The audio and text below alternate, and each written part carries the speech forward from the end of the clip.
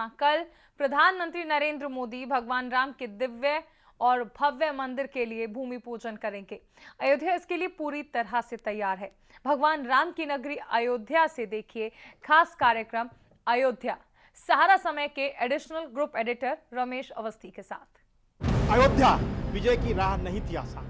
सबूतों और दलीलों के खूब चले दांव, मिल बैठने के बाद भी नहीं भरे गांव। सुप्रीम अदालत ने किया विवाद का अंत। देखिए हमारी खास पेशकश अयोध्या। हरि अनंत हरि कथा अनंता, कहीं सुनहि बहु विधि सब संता।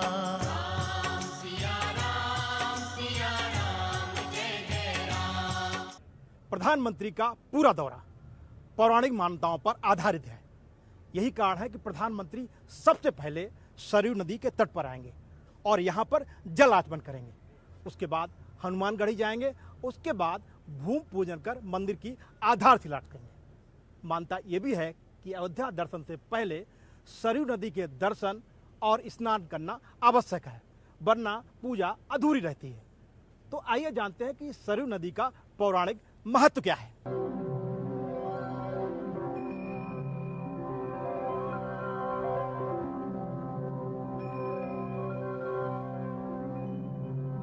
रामायण का ये दृश्य बेहद कारुणिक है। भगवान राम के सरयू में जल समाधि लेने पर अयोध्या के नर नारी, पशु पक्षी सभी दुखी हो गए थे। भगवान राम ने अपनी धरती पर लीला पूरी करने के बाद इस नदी में अपना दैहिक शरीर त्याग दिया था। राम की नगरी अयोध्या सरयू तट पर स्थित है। भगवान श्री राम के जन्म स्थान अयोध्या से होकर बहने के कारण हिंदू धर्म में इस नदी का विशेष महत्व है। सरयू नदी का उल्लेख ऋग्वेद में मिलता है। ये नदी हिमालय से निकलकर बलिया और छपरा के बीच में गंगा में मिल जाती है। सरयू नदी को बौद्ध ग्रंथों में सरब के नाम से पुकारा गया है। पुराणों में कहा गया है कि सरयू भगवान विष्णु के नेत्रों से प्रकट हुई है। आनंद रामायण के यात्र कांड में भी उल्लेख है कि प्राचीन काल में शंकासुर दैत्य ने वेद को चुराकर समुद्र में डाल दिया और खुद भी वहां छिप गया था। तब भगवान विष्णु ने मत्स्य रूप धारण कर दैत्य का वध किया था। इसके बाद ब्रह्मा जी को वेद सौंपकर अपना वास्तविक स्वरूप फिर से धारण किया था। उस समय खुशी के कारण भगवान विष्णु की आंखों से जो आंसू गिरे, ब्रह्मा जी ने उन आंसुओं को मान सरोवर में डालकर सुरक्षित रख लिया। इस जल को महापराक्रमी वैवस्वत महाराज ने बाण के प्रहार से मान सरोवर से बाहर निकाला। बाद में यही जलधारा सरयू नदी कहलाई। ऋग्वेद में सरयू नदी के तटों पर इंद्र के 2 आर्यों के वध की कथा का जिक्र है। वाल्मीकि रामायण में लिखा गया है कि सरयू अयोध्या से होकर बहती है, जिसे दशरथ की राजधानी और राम की जन्मभूमि माना जाता है। रामचरितमानस में गोस्वामी तुलसीदास ने इस नदी का गुणगान किया है। मत्स्य पुराण के अध्याय 121 और वाल्मीकि रामायण की 24वें सर्ग में इस नदी का वर्णन है। 52 पुराण के 13वें अध्याय, ब्रह्म पुराण के 19वें अध्याय और वायु पुराण के 45वें अध्याय में गंगा, यमुना, गोमती, सरयू और शारदा समेत तमाम नदियों का हिमालय से निकलना बताया गया है। हिमालय से निकलने पर नेपाल में काली नदी के नाम से जानी जाती है। ये उत्तराखंड और नेपाल की प्राकृतिक सीमांकन भी करती है। मैदान पर उतरने पर करनाली या घाघरा आकर इसमें मिलती है, फिर इसका नाम सरयू हो जाता है। इसका एक और नाम देविका और रामप्रिया भी है। पाणिनि के अष्टाध्यायी और कालिदास के रघुवंश में सरयू का उल्लेख है। इसके तट पर कई यज्ञ भी संपन्न हुए थे। महाभारत के अनुशासन पर्व, भीष्म पर्व, आध्यात्म रामायण, श्रीमद् भागवत और कालिदास के रघुवंश में हिमालय के कैलाश मानसरोवर या ब्रह्मसर से इसका उद्गम बताया गया है। भगवान राम और उनके अनुज लक्ष्मण ने इसी नदी में जल समाधि ली थी। अयोध्या के पास से बहने के कारण इस नदी का राम भक्तों के लिए विशेष महत्व है। ब्यूरो रिपोर्ट, सहारा समय। सरयू नदी के बाद प्रधानमंत्री का दूसरा कार्यक्रम हनुमानगढ़ी है। मानता है कि राम का दर्शन, राम का चिंतन और राम से होने वाले प्रत्येक कार्य से पहले राम के अनन्य भक्त हनुमान की आज्ञा लेने पड़ती है। तो आइए जानते हैं कि हनुमान गढ़ी का महत्व क्या है। राम दुआरे तुम रखवारे, होत न आज्ञा बिनु पैसारे। राम द्वारे तुम रखवारे, होत न आज्ञा बिनु पैसारे, अर्थात श्री रामचंद्र जी के द्वार के आप रखवाले हैं, जिसमें आपकी आज्ञा बिना किसी को प्रवेश नहीं मिलता। आपकी प्रसन्नता के बिना राम कृपा दुर्लभ है। हनुमान चालीसा की ये पंक्तियां बताती हैं कि राम के अनन्य भक्त यानी हनुमान जी की कृपा पर ही उनके आराध्य भगवान श्री राम के दर्शन प्राप्त हो सकते हैं। यही वजह है कि अयोध्या यानी ईश्वर की नगरी भगवान श्री राम के धाम में राम मंदिर के निर्माण की शुरुआत करने से पहले प्रधानमंत्री नरेंद्र मोदी अयोध्या में प्रवेश करने के बाद सबसे पहले हनुमानगढ़ी आएंगे। हनुमानगढ़ी में हनुमान जी के दर्शन के बाद प्रधानमंत्री राम मंदिर के लिए भूमि पूजन करेंगे। श्री प्रधानमंत्री जी जो अयोध्या आ रहे हैं तो साकेत महाविद्यालय के सामने हेलीकॉप्टर से उतरेंगे। उतर करके वो सीधे सरयू जाएंगे। सरयू जा करके सरयू माता का आचमनी करेंगे और वहाँ से हनुमान जी के यहाँ आएंगे। क्योंकि बिना हनुमान जी का आदेश लिए, बिना हनुमान जी की आज्ञा लिए राम काज कोई कर नहीं पाएगा। क्योंकि हनुमान चालीसा में लिखा है कि राम द्वारे तुम रखवारे, होत न आज्ञा बिनु पैसारे। तो यहाँ आएंगे और हनुमान जी का दर्शन करेंगे, उनका सत्कार होगा। सत्कार में उनको साफा बांधा जाएगा, एक चांदी का मुकुट बांधा जाएगा और उनको राम नाम का दुपट्टा दिया जाएगा, एक गदा दिया जाएगा और उनसे आग्रह किया जाएगा कि 1.5 कुंटल का लटका हुआ घंटा है उसको बजा दे, गर्जना कर करके राम काज करने के लिए यहाँ से। अयोध्या में हनुमानगढ़ी की पौराणिक महत्ता है। अयोध्या को अर्थवेद में ईश्वर का नगर बताया गया है और इसकी संपन्नता की तुलना स्वर्ग से की गई है। अयोध्या को भगवान राम की नगरी कहा जाता है।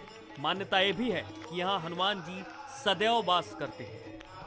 इसलिए अयोध्या आकर भगवान राम के दर्शन से पहले भक्त हनुमान जी के दर्शन करते हैं। यहाँ का हनुमान मंदिर हनुमानगढ़ी के नाम से प्रसिद्ध है। ये मंदिर राजद्वार के सामने ऊंचे टीले पर स्थित है। कहा जाता है कि हनुमान जी यहाँ एक गुफा में रहते थे और राम जन्मभूमि के साथ रामकोट की रक्षा करते थे। हनुमान जी को रहने के लिए यही स्थान दिया गया था।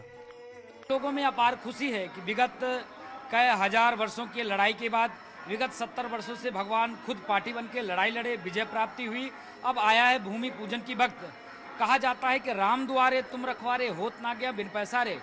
अयोध्या के मुख्य बीच में गर्भगृह में हनुमान जी का वास है और राम जन्मभूमि के मुख्य द्वार पे हनुमान जी महाराज का दुर्ग है, हनुमान जी महाराज का वास है। कहा जाता है कि माता सीता जी के बड़े पुत्र, मानस पुत्र हनुमान जी माने जाते हैं। माता सीता जी ने लंका में हनुमान जी महाराज को वरदान दिया था कि अजर अमर गुण निधि सुत हो, अजरता का, अमरता का और पुत्रवत आशीर्वाद हनुमान जी महाराज को माता सीता जी ने दिया था। हनुमानगढ़ी को हनुमान जी का घर भी कहा जाता है। ये मंदिर भगवान हनुमान को समर्पित है। कहा यह भी जाता है कि भगवान राम ने हनुमान जी को ये सम्मान दिया था कि जो भी भक्त मेरे दर्शनों के लिए अयोध्या आएगा उसे पहले तुम्हारा दर्शन पूजन करना होगा। कहा तो यह भी जाता है कि पवित्र नगरी अयोध्या में सरयू नदी में पाप धोने से पहले भी लोगों को भगवान हनुमान से आज्ञा लेनी होती है। इतिहास है इसका, शास्त्रों में, वेद में, पुराणों में, वाल्मीकि रामायण में वर्णन है कि जिस प्रकार माता सीता जी ने मानस पुत्र हनुमान जी को माना था, भगवान राम जब साकेत धाम को जाने लगे तो हनुमान जी महाराज का राज तिलक हुआ है। हनुमान जी, आप किसी भी मठ मंदिर में जाएंगे आप देखेंगे कि भगवान श्री राम के चरण में हनुमान जी बैठे मिलेंगे। लेकिन यही एक मंदिर है कि आप देखेंगे कि हनुमान जी राजा के रूप में आगे बैठे हैं, पीछे राम दरबार है और हनुमान जी को तो इतना खुशी है, अपार खुशी है। हनुमान जी की कृपा के बाद ही राम जी का आशीर्वाद मिलता है। यानी जिस पर हनुमान जी की कृपा हो उसे फिर किसी और की कृपा की जरूरत नहीं होती। उनका कहना था कि आप लोग जब पूछे उनसे कि आप अयोध्या क्यों नहीं चल रहे हैं, तो उन्होंने कहा था कि अयोध्या हम जब ही चलेंगे जब राम मंदिर बनेगा या राम मंदिर बन के तैयार हो जाएगा तब चलेंगे। लेकिन उन्होंने अब ये कभी नहीं कहा कि हाँ राम मंदिर हम बनाएंगे या शिलान्यास करेंगे या जो भी कुछ करेंगे। लेकिन हनुमान जी की कृपा, जब उनका कृपा हो जाता है तो वो सब समय इकट्ठा आ जाता है, सब वो हो जाता है। हनुमान जी की कृपा भाई, कोर्ट का आदेश हो गया। कोर्ट का आदेश हो जाने के बाद मुहूर्त निकाला गया। मुहूर्त निकालने के बाद का नाम है समतलीकरण हुआ। उसके बाद मुहूर्त निकला कि शिलान्यास कब होगा, तो भैया के का नाम है 5 अगस्त को होगा। कौन करेगा, तो भैया कि अब मोदी जी से बढ़ करके कौन है, तो मोदी जी के द्वारा ही ये कार्य होगा। मोदी जी आकर के शिलान्यास करेंगे और मोदी जी के ही द्वारा वो शिलान्यास होगा तो निर्विघ्न वो स्वतंत्र रूप से बन करके तैयार हो जाए। अयोध्या की हनुमान गढ़ी का अपना एक बड़ा इतिहास है। ये मंदिर अयोध्या में एक टीले पर स्थित है। इस मंदिर तक पहुंचने के लिए तकरीबन 76 सीढ़ियां चढ़नी पड़ती हैं। इसके बाद पवन पुत्र हनुमान की प्रतिमा के दर्शन होते हैं। ये प्रतिमा हमेशा फूल मालाओं से सजी रहती है। मुख्य मंदिर में बाल हनुमान के साथ अंजनी माता की प्रतिमा भी है। श्रद्धालुओं का मानना है कि इस मंदिर में आने से उनकी सारी मनोकामनाएं पूरी होती हैं। मंदिर परिसर में मां अंजनी और बाल हनुमान की मूर्ति भी है। इस मूर्ति में हनुमान जी अपनी मां अंजनी की गोदी में बालक रूप में लेटे हुए दर्शन देते हैं। इस हनुमान मंदिर के निर्माण को लेकर कई कहानियां हैं, लेकिन लिखित में कोई स्पष्ट साक्ष्य नहीं मिलता। कहा जाता है कि अयोध्या बहुत बार बसी और बहुत बार उजड़ी है, लेकिन हनुमान टीला हमेशा अपने मूल रूप में अपने स्थान पर मौजूद रहा। यही हनुमान टीला हनुमान गढ़ी के नाम से प्रसिद्ध है। लंका से विजय के प्रतीक रूप में लाए गए निशान भी इसी गढ़ी में रखे गए हैं, जो खास मौकों पर दर्शनों के लिए बाहर निकाले जाते हैं और जगह जगह पर उनकी पूजा अर्चना की जाती है। ब्यूरो रिपोर्ट, सहारा समय। अयोध्या के विवाद पर जब राजनीति का साया पड़ा तो यह भारतीय राजनीति में विवादों का सरमौर बन गया। 1990 के दशक में जब प्रधानमंत्री बीपी सिंह ने मंडल कमीशन को लागू कर पूरे देश को जातिवाद की आग में झोंक दिया, तब भारतीय जनता पार्टी ने मंडल की काट के लिए कमंडल यानी कि राम मंदिर आंदोलन की शुरुआत की। यहां से मुखर हुआ राम मंदिर का आंदोलन। आइए देखते हैं पूरी रिपोर्ट।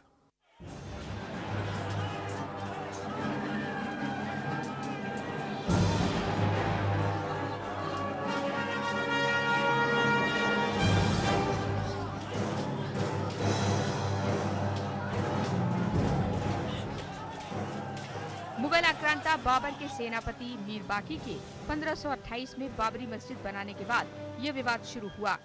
1853 में अयोध्या में पहली बार दंगे हुए, लेकिन 1990 में अयोध्या विवाद दुनिया की नजरों में आया। 1990 का साल इस विवाद का टर्निंग पॉइंट भी साबित हुआ। अगस्त में वीपी सिंह ने खुद को दलितों, पिछड़ों का मसीहा साबित करने की कोशिश की, लेकिन बीजेपी ने उनकी जातिवादी राजनीति को काटने के लिए कल्याण सिंह, उमा भारती जैसे पिछड़े वर्ग के नेताओं को आगे कर वीपी सिंह के राजनीतिक अवसान की दिशा तय कर दी। सितंबर 1990 आते आते बीजेपी के तब के अध्यक्ष लाल कृष्ण आडवाणी ने सोमनाथ में पूजा कर अपने इरादों को जाहिर कर दिया। उसके लिए बाकायदा देशव्यापी रथ यात्रा की घोषणा कर दी। उसके सारथी बने नरेंद्र मोदी। रथ यात्रा शुरू होते ही देश में उथल पुथल मच गई। कई इलाके अशांत हुए। अक्टूबर आते आते रथ यात्रा बिहार पहुंची तो तब के मुख्यमंत्री लालू प्रसाद यादव ने रथ यात्रा पर ब्रेक लगा दिया, लेकिन बीजेपी का प्लान बी तैयार था। बीजेपी ने केंद्र सरकार से अपना समर्थन वापस ले लिया। नतीजा, बीपी सिंह की सरकार चारों खाने चित हो गई। जहाँ तक राम जन्मभूमि आंदोलन का सवाल है, अगर आप देखिए तो इसको दो भागों में बांटा जा सकता है। सक्रिय भूमिका 1990 से जो आरंभ हुई है, उसका जो पूर्णांक है वो 2019 को सुप्रीम कोर्ट के द्वारा दिए गए फैसले से ही पूर्ण होता है। उस समय की अगर आप राजनीतिक देखें, उस दशक में देखें, 1990 से लेकर अगर 2000 का दशक देखें तो काफ़ी उथल पुथल का रहा था और उसमें आर्थिक पहलू के साथ साथ आपने देखा था एक धार्मिक पहलू भी सामने आ गया था और उस आधार पे भी सरकारों में परिवर्तन दिखाई देना पड़ रहा था, जहां आपने देखा था कि मात्र बीजेपी की 2 सीटें आती थी 1996 आते आते 97 में और फिर अंतोगत्ता 99 पे आपने देखा था कि बीजेपी और उनके एलाइड एनडीए ने जो सरकार बना ली थी। यहाँ से राम मंदिर के आंदोलन का नया अध्याय शुरू हुआ। आडवाणी की गिरफ्तारी के बाद देश भर में विश्व हिंदू परिषद की ताकत अचानक तेज गति से बढ़ गई। उथल पुथल के बाद भी वीएचपी ने देश में शिला पूजन कार्यक्रम शुरू कर दिया। शिलाएं अयोध्या भी पहुंचाई जाने लगी। अक्टूबर के आखिरी सप्ताह में वीएचपी ने अयोध्या में कार सेवा की घोषणा कर दी। 30 अक्टूबर 1990 को अयोध्या में पहली बार कार सेवा की घोषणा की गई, लेकिन तब के प्रदेश के मुख्यमंत्री मुलायम सिंह यादव ने इसे रोकने की घोषणा की। एक जुमला दिया, परिंदा पर भी नहीं मार सकता था। नतीजा ये हुआ कि कार सेवक अयोध्या गए, कार सेवा करने की कोशिश की। भारी भीड़ से घबराए प्रशासन ने उन्हें रोकने की कोशिश की। जब कार सेवकों ने मस्जिद पर चढ़कर झंडा फहराया तो पुलिस ने गोलीबारी कर दी। कई कार सेवकों की मौत भी हुई। गोली चलाने का आदेश मुलायम सिंह यादव की सरकार ने दिया था। इसके 8 माह के भीतर यूपी में 1991 में चुनाव हुए। हिंदुओं की भावनाओं के रथ पर सवार बीजेपी बाजी जीत गई। कल्याण सिंह के सिर पर ताज सजा। मुलायम सिंह चुनाव हार गए। 1990 से लेकर के 2019 तक ये जो राम मंदिर का विवाद चल रहा था, इसका आधार निश्चित ही आस्था के ऊपर रखा गया था, लेकिन एक केंद्र एक राजनीति का था। राजनीतिक रोटियां इस पर पूरी तरीके से सिक रही थीं और लोगों ने, आम जनता ने तो अपने मन में ये धारणा बना ली थी कि शायद ये डिस्प्यूट अब कभी खत्म ही नहीं हो। ठीक 1.5 साल के अंदर कार सेवकों ने वो कर दिखाया जिसके लिए वो 1990 से कोशिश कर रहे थे। 30-31 अक्टूबर 1992 को धर्म संसद में कार सेवा की घोषणा की गई। नवंबर में मुख्यमंत्री कल्याण सिंह ने अदालत में मस्जिद की हिफाजत करने का हलफनामा दिया, लेकिन 6 दिसंबर को वो हुआ जिसे अब ऐतिहासिक दिन के तौर पर याद रखा जाता है।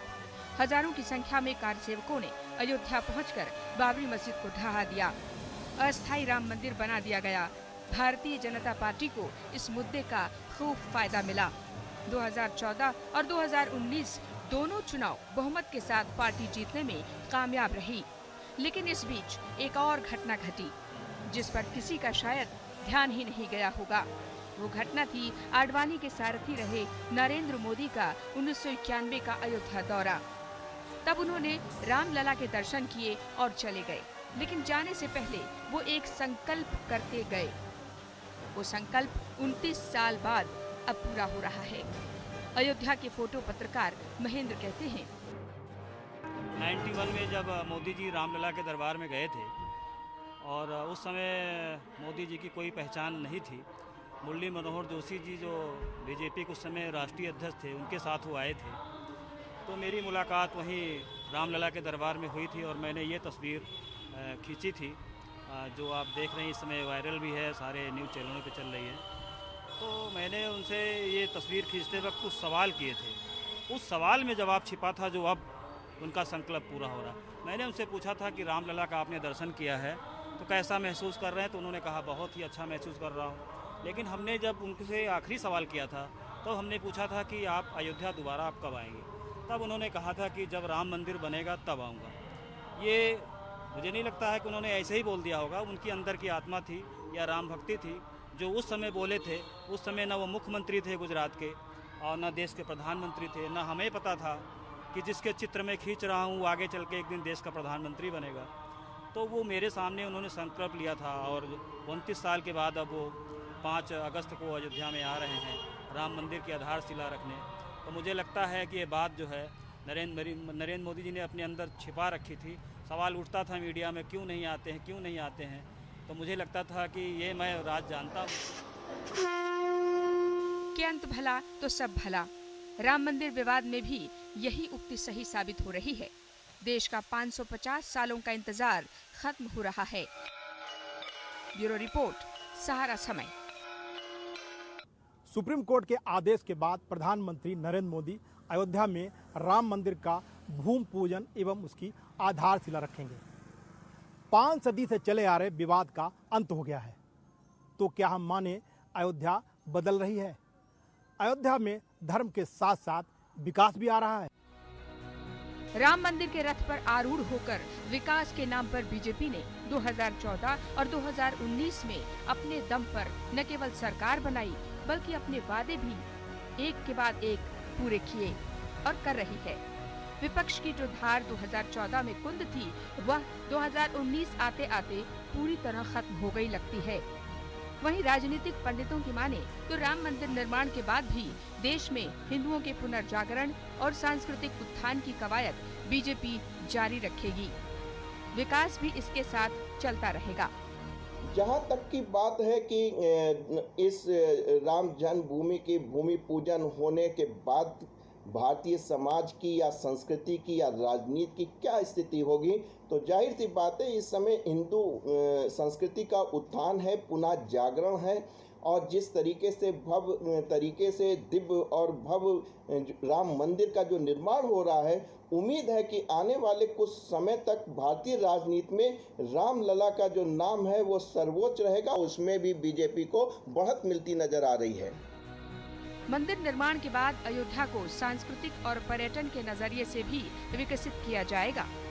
बीजेपी विकास को नहीं छोड़ेगी, लेकिन हिंदुत्व से जुड़े नए मुद्दे भी उठाती रहेगी। ये तय है कि राम मंदिर बन जाने के बाद राजनीतिक डिस्प्यूट जो बहुत ज्यादा हुआ करता था वो अब बहुत हद तक सिमट जाएगा, क्योंकि अब राजनीति इस बात को लेकर के नहीं हो पाएगी कि उस जमीन पर किसका मालिकाना हक है। 2019 का लोकसभा चुनाव लड़ते समय नरेंद्र मोदी ने कहा था कि विकास उनकी प्राथमिकता होगी। 2019 में आज मैं एक जिम्मेवारी के साथ आपसे अपेक्षा करने आया हूं। अब जब संविधान को के सामने सर झुका करके आपके सामने खड़ा हुआ हूं, तब मैं आपसे आग्रह करूंगा कि हमें इस छल को भी छेद करना है। ये उनको हम हैंडओवर करके बैठे रहे, ये मुझे मंजूर नहीं। अब हम चुप रहते हैं, इसी का फायदा उठा रहे हैं। और इसलिए इस जिम्मेवारी को भी हम निभाएंगे, तभी तो देश हम पूरी तरह सबको साथ लेकर के चल सकते हैं। और सबका साथ सबका विकास और अब सबका विश्वास, ये हमारा मंत्र है। वह और उनकी पार्टी बीजेपी फिलहाल इसी पर आगे बढ़ती दिखाई दे रही है। सहारा समय के लिए ब्यूरो रिपोर्ट।